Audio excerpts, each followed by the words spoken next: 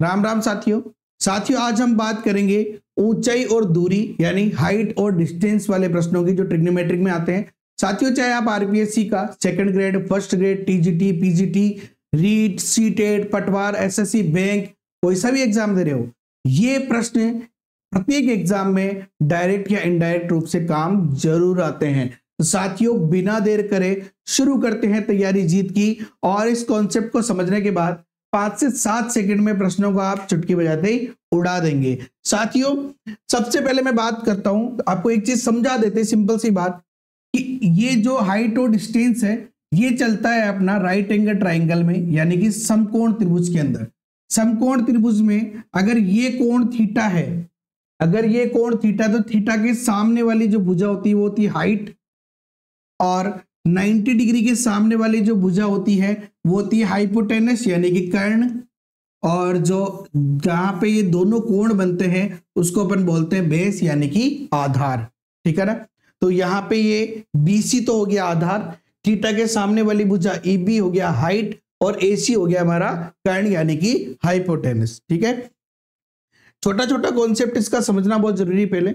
अब यहाँ पे बात करें, अगर अपन यहाँ व्यक्ति खड़ा है, अगर प्रेक्षक यहाँ खड़ा है और प्रेक्षक ऊपर की ओर देखता है, तो ये जो कोण बनता है साथियों इसको बोलते हैं उन्नयन कोण। कौन सा कोण बोलते हैं? उन्नयन कोण। ये हमारी क्षैतिज रेखा है, ये हमारी ऊर्ध्वाधर रेखा है जो कि लंब है, और ये हमारी दृष्टि रेखा है जिधर हम देख रहे हैं। तो इस कोण को बोलते हैं उन्नयन कोण। ध्यान रखना, previous exam second grade, first grade में आए हुए क्वेश्चन में यहाँ कराऊंगा आपको, रीड सीटेड सब में आए हुए, लेकिन इन चीजों के बारे में जानना बहुत ज्यादा जरूरी है। जैसे हम बात करें, अब अगर मान लो इस क्षैतिज रेखा से हमारी ये दृष्टि रेखा ये है, और अगर हम नीचे की तरफ देख रहे हैं, अगर हम नीचे, जैसे मान लो कि मेरी आंखें ये है, अगर मैं ऊपर देखता हूं, समझ रहे हो, ये मेरा दृष्टि, ये मेरा क्षैतिज रेखा हो गई, यहां से अगर मैं ऊपर देखता हूं तो ये जो कोण बन रहा है ये बनता उन्नयन कोण।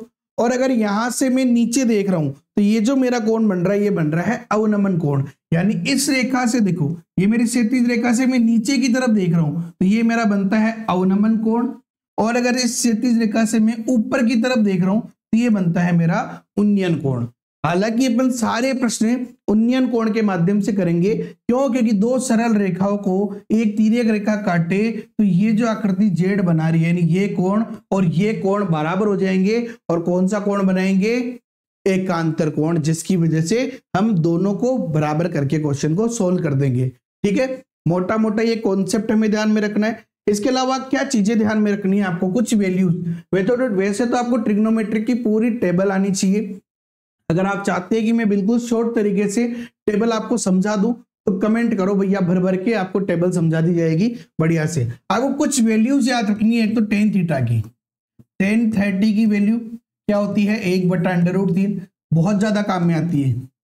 1045 क्या होता है? 1, और 1060 जो कि होता है √3। सबसे ज्यादा काम में आने वाली वैल्यूज ये है। उसके अलावा एक काम में आता है अपना साइन थीटा, और एक काम में आता है अपना कोस थीटा, जो कि बहुत कम काम में आते हैं।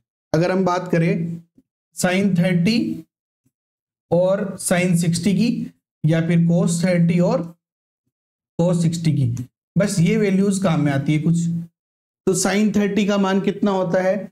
1/2, और साइन 60 का मान होता है √3/2।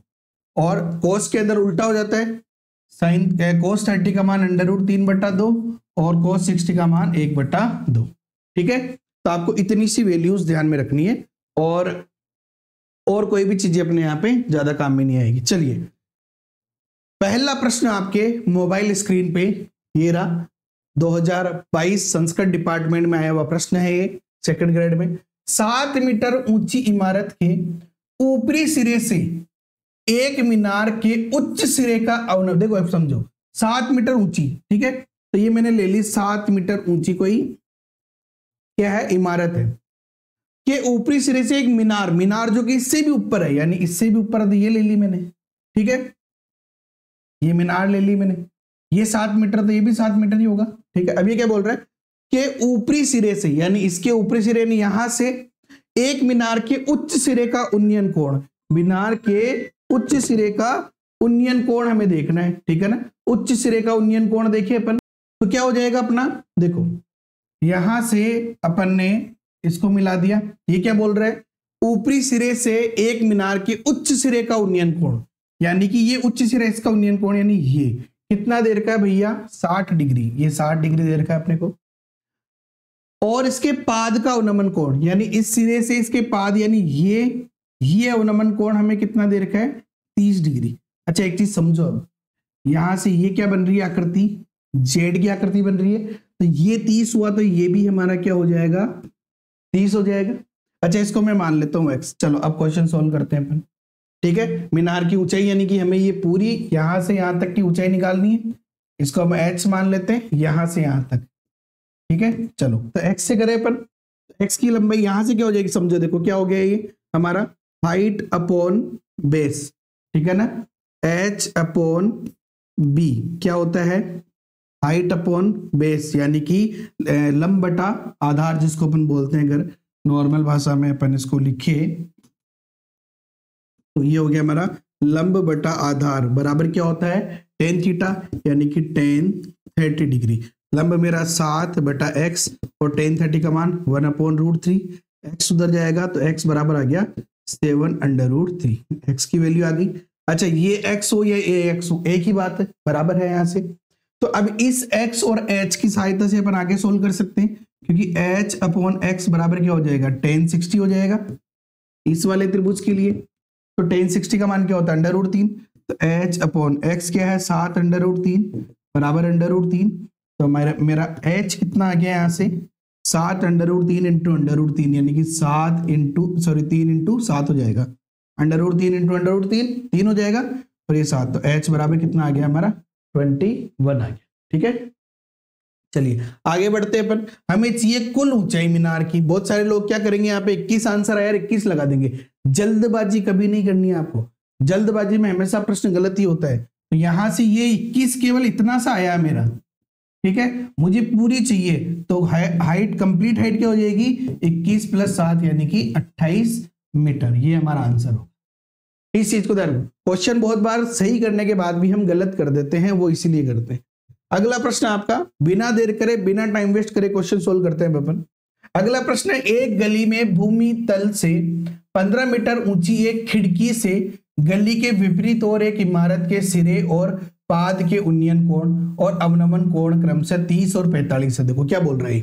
अब बहुत बार क्या होता है, क्वेश्चन को हम समझते ही नहीं है सही से, ठीक है। ये प्रश्न 2022 सेकंड ग्रेड में आया सामान्य शिक्षा विभाग में। क्या बोल रहा है, यहां मैं चित्र बना लेता हूं। एक गली के भूमि तल से 15 मीटर ऊंची, यानी कि ये 15 मीटर ऊंची कोई, ठीक है ना, खिड़की है, से गली के विपरीत और एक इमारत, यानी ये विपरीत और एक इमारत है, ठीक है।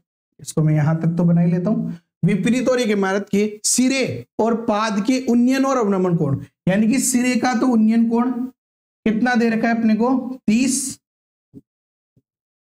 और पाद का अवनमन कोण यानी ये दे रखा है हमें कितना, 45। अच्छा ये 45 है तो ये भी 45 होगा, ठीक है। यहां तक तो कोई टेंशन ही नहीं किसी को। तो इमारत की ऊंचाई यानी हमें फिर से एक बार क्या निकालना है, ये पूरी हाइट निकालनी है, ठीक है।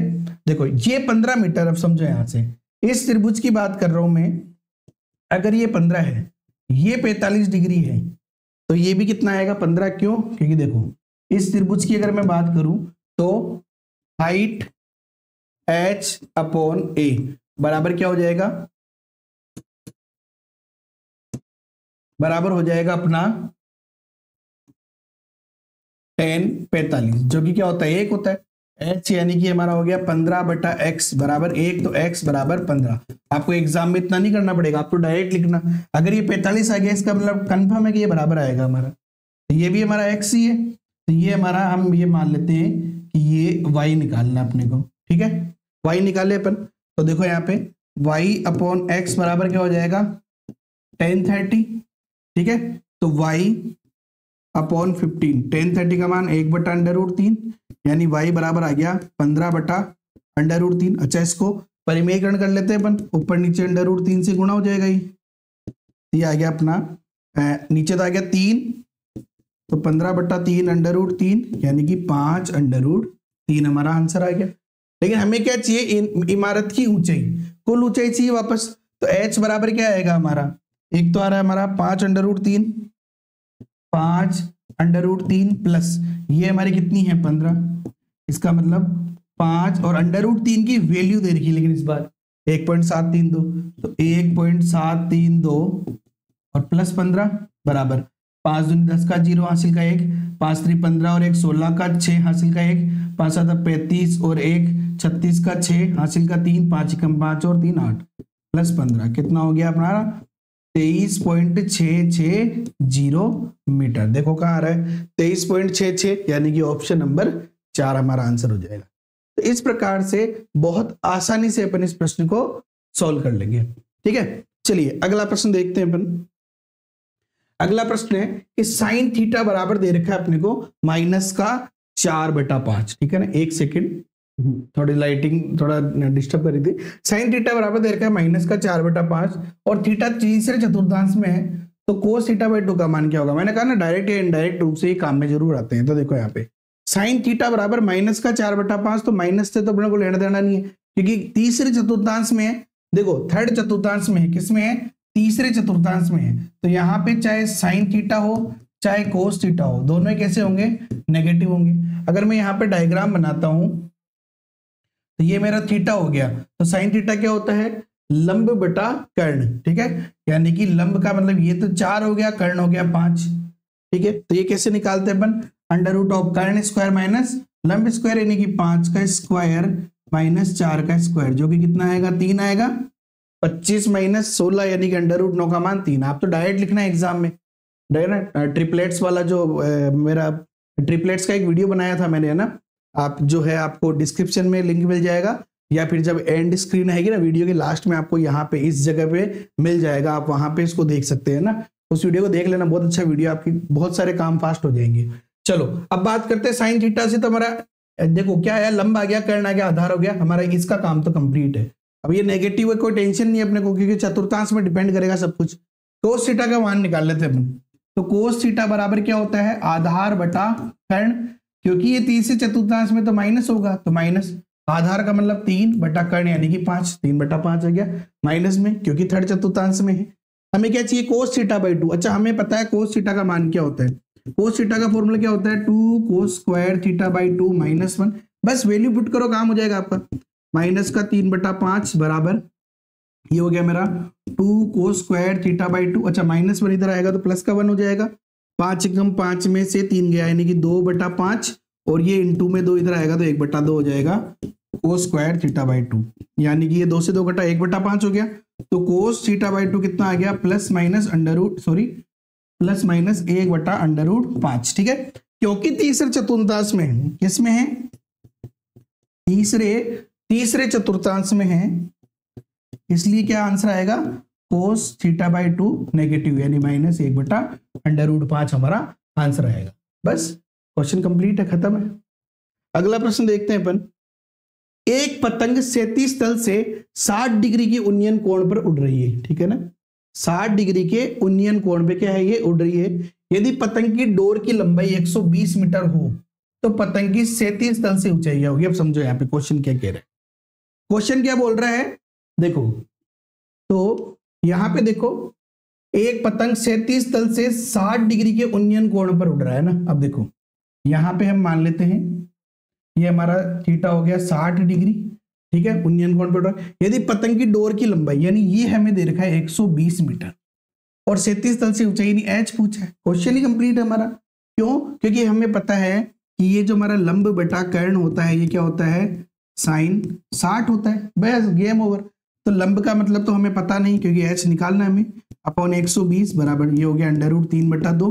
तो एच बराबर आ गया √3/2 इंटू 120 कटा कितनी बार, 60 बार, यानी कि आंसर आया 60 √3 मीटर, जो कि है पहला ही ऑप्शन है, सेकंड ग्रेड में आया हुआ क्वेश्चन। ध्यान रखना, सारे के सारे प्रश्न सेकंड ग्रेड हो, सीटेट हो, अरे रिपीट होते हैं ये प्रश्न, बार बार आते हैं। आगे पीछे आएगा क्या, tan 30 60 45 sin 60 sin 30 cos 60 cos 30, जो कि बहुत कम, ज्यादातर तो tan ही आते हैं। ठीक है ना। अगला प्रश्न, जैसे एक स्तंभ की परछाई की लंबाई, देखो ये स्तंभ है और इसकी परछाई की लंबाई, यानी यही होगी परछाई, ये हमारी परछाई हो गई, ब्लैक ब्लैक जो है यहाँ पे, इस परछम की लंबाई ये कह रहा है कि स्तंभ की ऊंचाई यानी h का √3 गुना है, यानी कि ये क्या है √3h है। और हमें उन्नतांश कोण, चाहे उन्नतांश बोलो या उन्नयन बोलो एक ही बात है, ये निकालना है भैया। ठीक है, अब हमें इन दोनों में रिलेशन पता है, क्या है कि लंब बटा आधार हमारा क्या होता है tan 30 है, tan थीटा है ना। तो लंब है h, आधार है √3 बटा h बराबर tan थीटा। h से h कटा, 1 बटा √3 बराबर आया tan थीटा। अच्छा, tan थीटा की वैल्यू 1 बटा √3 कहाँ होती है tan 30 पे, कहाँ होती है 30 पे, यानी आंसर क्या आ जाएगा इसका 30 डिग्री इसका आंसर आ जाएगा उन्नयन कोण। क्वेश्चन कंप्लीट है भैया। ठीक है ना। तो साथियों मेरी तो यही अरदास है, चाहे वो सांवरिया सेठ जी से हो, खाटू श्याम जी से हो, सबसे, कि आप लोगों का जो है सपना जरूर पूरा हो। लेकिन साथ ही एक सिंपल सी बात की है, अगर आप 15-16 मिनट का ये वीडियो पूरा नहीं देख सकते हैं, है ना, 15-16 मिनट का ये वीडियो पूरा नहीं देख सकते हैं, बहुत सारे लोग स्किप करके चले जाते हैं, तो फिर आप सिलेक्शन की उम्मीद कैसे करेंगे। ठीक है, कहीं से भी पढ़े लेकिन आप कठोर परिश्रम जरूर करें। ठीक है। और साथियों सेकंड ग्रेड के अगर आप ओल्ड पेपर का सॉल्यूशन चाहिए आपको, प्रथम पहले 50 विद्यार्थियों के लिए हमारा ये ऑफर चल रहा था, अब हमारा ऑफर जो है चेंज हो गया। इसमें आपको video classes, recorded classes, live doubt classes जो एग्जाम टाइम में रहेगी, और पीडीएफ नोट्स आपको इसमें मिल जाएंगे। अभी ये कोर्स मात्र 299 रुपीज का है, बिकॉज इसमें भी 2022 का पेपर आया है, 2018, 2016, 2013 के पेपर बहुत जल्दी अपलोड कर दिए जाएंगे। उसके बाद संस्कृत डिपार्टमेंट के अगर इसमें पेपर इंक्लूड कर दिए जाएंगे तो ये 999 रुपए का कोर्स हो जाएगा। जो पहले विश्वास करके इसको ज्वाइन करेगा उन लोगों के लिए कोर्स 299 रुपए का है, बाद में ये कोर्स 999 का होगा। बाद में मत कहना कि सर पहले नहीं बताया था। ओके साथियों, वीडियो पसंद आए लाइक करो, अपने दोस्तों के साथ शेयर करो, चैनल पे नए हो तो सब्सक्राइब करके बेल आइकन पे क्लिक कर दो। मिलते हैं अपन कल नेक्स्ट वीडियो के साथ। जय हिंद, जय भारत, वंदे मातरम।